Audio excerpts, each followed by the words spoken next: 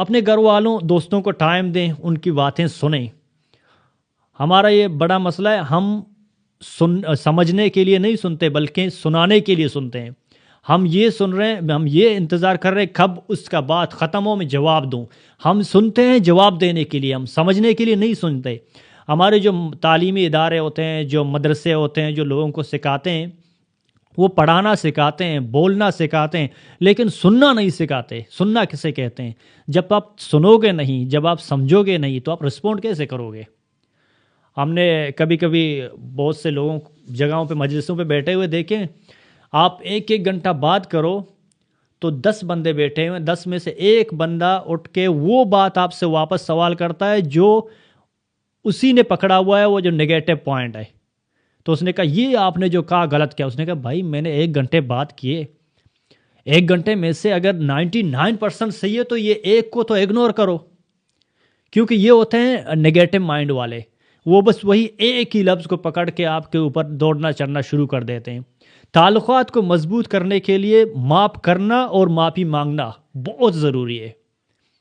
سامنے والا بندہ غلط ہے، اس کا ضمیر بھی مانتا ہے میں غلط ہوں، اور وہ آپ سے اس لیے معافی نہیں مانگ رہا ہے کہ میں حنا پسند بنتا ہوں کہ میری عزت کم ہوگی۔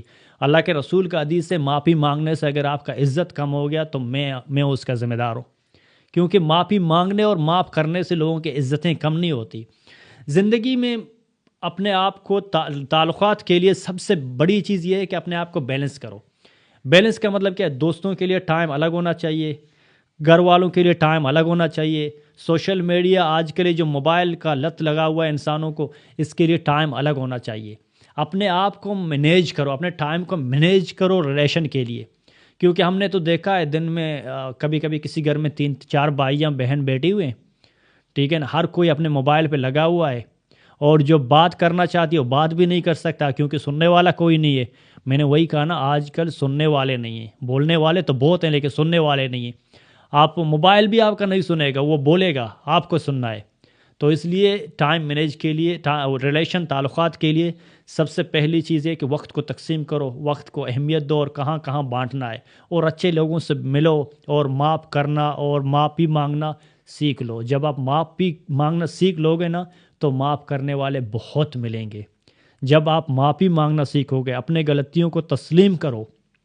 جب آپ اپنی غلطیوں کو تسلیم کرو گے، سب سے پہلی بات یہ کہ اگر آپ اپنی غلطی کو تسلیم نہیں کرو گے تو اس کی اصلاح کیسے کرو گے؟ اپنے غلطیوں کو تسلیم کرو تو پھر آپ اس کی اصلاح کر سکتے ہو۔ اللہ آپ کو جزائے خیر دے۔ اگلے ویڈیو میں ملیں گے انشاءاللہ۔ السلام علیکم ورحمۃ اللہ تعالیٰ وبرکاتہ۔